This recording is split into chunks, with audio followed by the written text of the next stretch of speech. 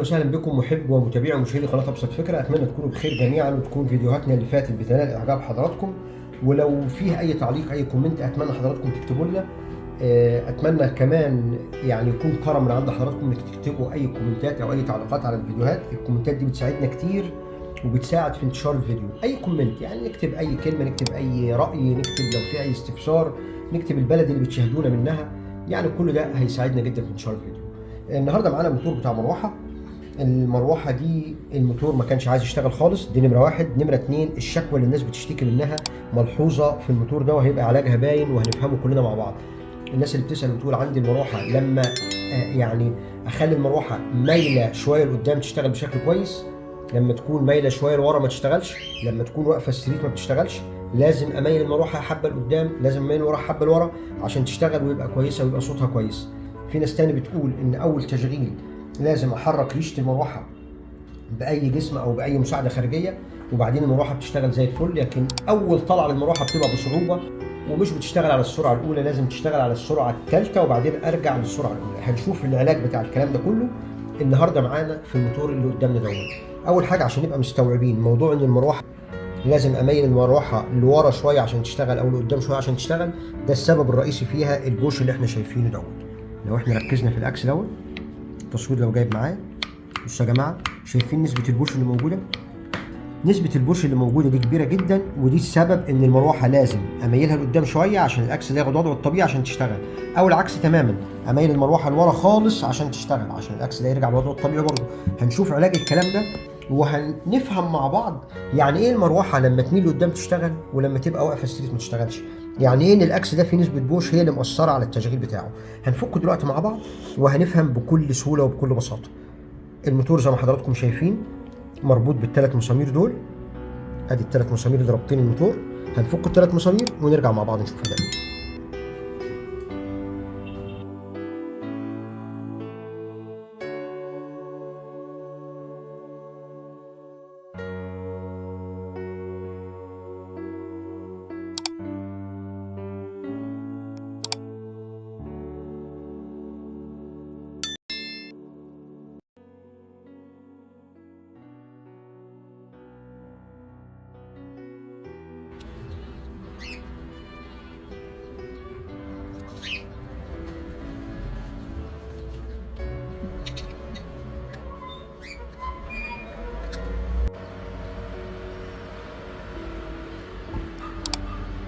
بصوا يا جماعه، لو بصينا على البوش اللي احنا بنتكلم عليه، ادي البوش اللي احنا كنا بنتكلم عليه اللي هو الورا والقدام في الموتور نفسه.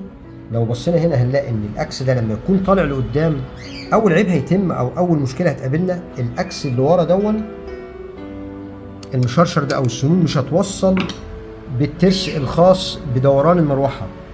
يبقى كده الاكس ده لو طلع لقدام حتى الموتور لو اشتغل، الاكس ده لو التصوير يقرب كده خلاص بقى بعيد عن المجال بتاع الترس التاني اللي هو مطلوب الحركه بتاعته. فبالتالي لازم الاكس ده يكون مستواه هنا كده. شايفين المنظر ده؟ المنظر المثالي بتاعه علشان يحصل عمليه التعشيق والاكس يلف والترس يلف المقابل ليه. طيب ده اول مشكله. تاني مشكله، هنطلع الجزء الخلفي من الموتور ونكون حريصين واحنا بنشد دي كده علشان الاسلاك دي ما تتقطعش منه. لو بصينا مع بعض هنا كده، دي الجلبه المفروض ان المروحه بتلف عليها، الجلب بتاعتها كويسه جدا ما فيهاش اي مشكله. احنا بس اللي مطلوب ان احنا نزيت او نشحن المروحه بطريقه صحيحه. الطريقه الصحيحه اللي هي ايه؟ احنا عملناها في اكتر من فيديو، هنعيد الكلام تاني دلوقتي مع بعض عشان الافكار دي تثبت مع حضراتكم.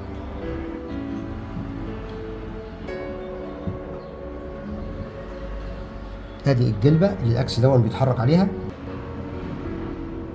حطينا نقطتين الزيت للجلبه اللي هي خاصه بالحركه بتاعت الاكس. نتكلم بقى يا جماعه عن موضوع ان ايه المسافه بتاعت الاكس وليه لازم تتظبط، وليه المروحه لما بتميل لقدام شويه بتشتغل لما ترجع لورا ما تشتغلش، علشان نبقى فاهمين. لو بصينا هنا ده الجزء الخاص باللفه بتاعت الموتور. بصوا يا جماعه، ظبط المسافه، المقصود بظبط المسافه ان انا عايز اخلي الجزء دون يكون مقابل تماما للجزء اللي خاص بالملف دون. ما ينفعش يبقى ده لقدام سنه كده او لورا سنه كده. اللي بيحصل ايه؟ لما ورد المسافه اللي موجوده هنا او الجلب اللي موجوده هنا بتبقى اتغيرت من مكانها، فبالتالي الاكس ده بيبقى جاي كده. المجال المغناطيسي اللي بيتولد داخل الموتور ما بيبقاش مقابل للجزء اللي خاص بالموبينه دوت. لو احنا بصينا كده ادي الاكس المفروض ده كده، لازم الجزء ده يبقى مقابل للجزء ده اللي بيتولد فيه المجال المغناطيسي. لو دول كده مقابلين لبعض تماما زي ما احنا شايفين، الموتور هيبقى الاداء بتاعه افضل اداء، السرعه بتاعته افضل سرعه موجوده، استهلاكه للكهرباء يكون اقل، السخونه بتاعت الموتور هتكون اقل بكتير. دلوقتي احنا هنعمل ايه؟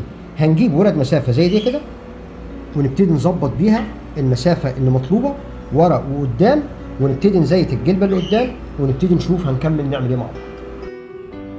وهنعمل نفس الكلام في الجلبه الثانيه. احنا اتاكدنا الاول ان الجلب دي كويسه ما فيهاش اي بوش، لو فيها اي بوش هيبقى تغيير الجلب بسهوله، بنشيل الجلبه القديمه ونركب جلبه جديده. الموضوع بسيط جدا يا جماعه. يبقى احنا عملنا المسافه اللي في الاكس ظبطناها، وحطينا زيت للجلب اليمين والجلب الشمال او اللي ورا واللي قدام.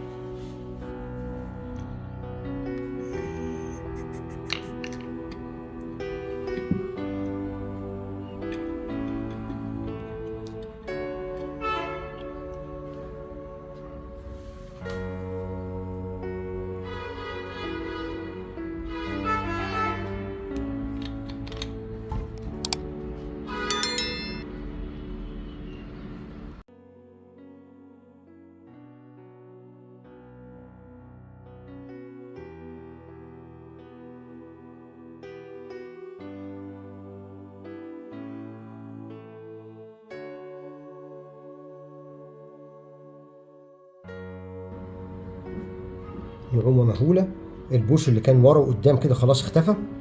ظبطنا التظبيطات بتاعه الموتور بالشكل الصحيح كده. لو بصينا هنلاقي ان الاكس بقى مقابل للسنين بتاعه الترس بشكل تمام، مفيش مجال ان هو يتحرك ورا ولا يتحرك لقدام.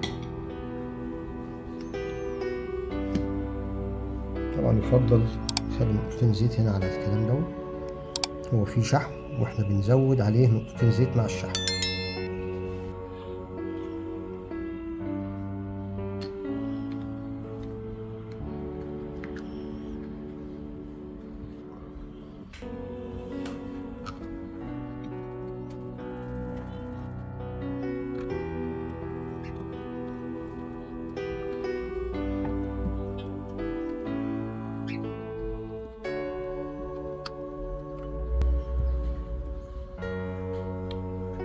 نعومة ممتازة، هنقول بسم الله ونجرب مع بعض، وكالعادة إن شاء الله يبقى وش حضراتكم جميل علينا دايما.